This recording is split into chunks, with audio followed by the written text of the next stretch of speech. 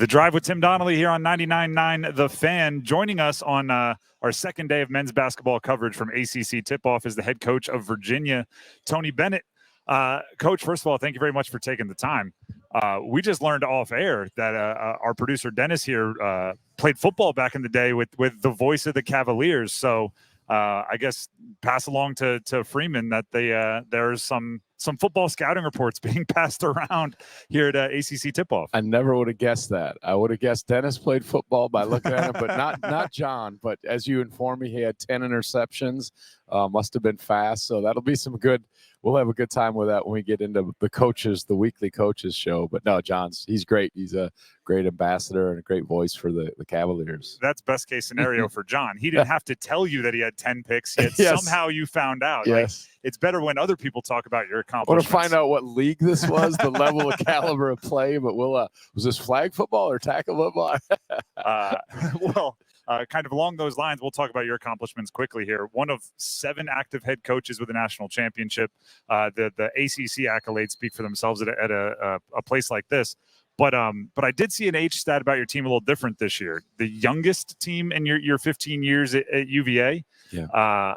Have you had to get on TikTok more, listen to different music, trying to relate to these guys? How is it different? I did play an Eminem song, "Lose Yourself," so there you go. And they don't even know that's so old, though, right? Yeah, you thought it was going to come with something recent, so it's a great song. So, absolutely. No, there's a message in it, but no, we have a good group, and what I like, you kind of think in what we're looking at is the days of probably having a 4-year program and redshirting guys and getting them into their 4th and 5th year. And, obviously the COVID year will be gone after this year, which I think everyone is kind of looking forward to. I think that lived had a long seniors. Yeah. You feel like you have a longer history with those long guys. Shelf life for sure.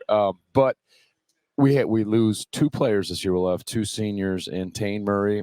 I was here at Media Day with Isaac McNeely, but Tane and Jalen Warley, one of our transfers. And so this team, the core of it, obviously every year, could you lose a guy or 2? Absolutely. That's reality. But this team will be together for 2 years. And I think you kind of look at it in that model. And we got some guys who have some experience playing, but it is a newer team. Again, that's part of the landscape. I would assume a lot of coaches have that in their program. But yeah, for us, we've built it with our model with more of the upperclassmen and experienced players.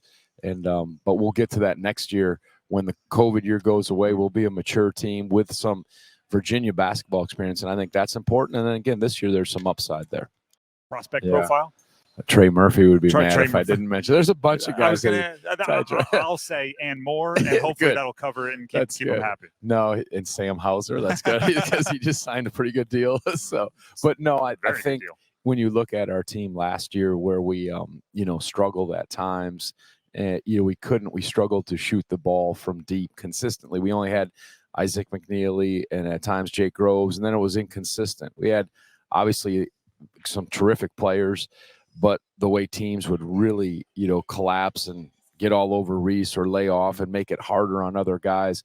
Our hope is that what we've brought in and definitely with TJ Power, the ability to stretch the floor and shoot it. That's one of his strengths. Good passer, and he's almost 6'9", 6'8", just skill, can play some 3, some 4 as he continues to get stronger and develop his game. But that's one of the things we're trying to, this year open up the floor a little bit.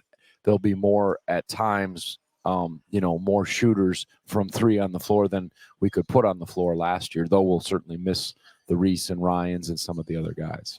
You brought up McNeely as one of those shooters.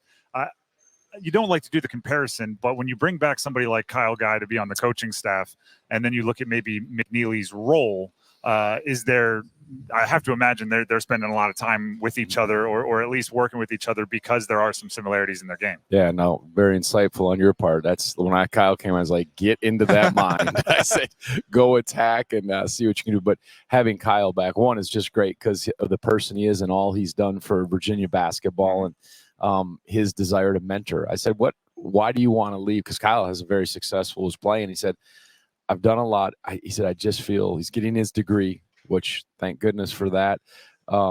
But he said, mentorship is like a gift of mine or something I feel strongly about. And you just see that. And he still can jump into practices and just dominates with his shooting. And so you see it firsthand. That's one thing. And then, he really works with our guys, developing their skills and spending time with them, talking to them and understanding that psyche, which is, I think, really a gift for our program, but for a guy like Isaac McNeely and the other players, just to understand, you don't have to be perfect, but the mindset that goes into it, because he's lived it and done it at the highest of levels. Tony Bennett, Virginia head men's basketball coach, joining us. How does the team react when that happens? You hear of coaches, maybe put in the picture, maybe you have a picture of the Hornets jersey somewhere on the wall. Like, you remind them subtly that you had some game, but when an assistant is like, that's it, ball up, like, let me show you how to do it, how does the team react? Yeah, no, when I asked them, do you guys know who Grandmama Larry Johnson is? And they're like, who? Huh? They don't. No. I was like, this is a sad day. All the Hornet fans are going to be like, how could you not know him? But these guys, time moves on. I told you, it's the youngest team you've had. So, that's right. There were cool commercials. He dressed up like a grandma. Never mind. That's right. But no, I think you're right. When they know, I mean, look, Kyle has the most famous 3 free throws, won a national championship 5 years ago or whatever it was. And so, you look at his success and guys, he's very well known. It's funny when a lot of the younger guys recruiting, that's the guy they remember and know. Though we had DeAndre Hunter, Ty Jerome, they remember some of them, but and great players, they remember Kyle. So yeah, his most recent ability to, how he played, what he did is huge. And again, they see it in practice when he shoots. And they're like, man, the way he gets a shot, the way he competes. We have Isaiah Wilkins too, who practices and is coaching with us. And even that, it's almost better than words when those guys are competing or when they get intense or when they speak up in a competitive drill. It's really good. Last one before we let you go here, and I know you have a long day of media interviews. I'm fresh. You guys are my second one, so I appreciate you putting us, bat in second. Klay Thompson moving to Dallas. This is a guy who was not the highest recruit coming out of high school, but you got him to go to Washington State when you were out there.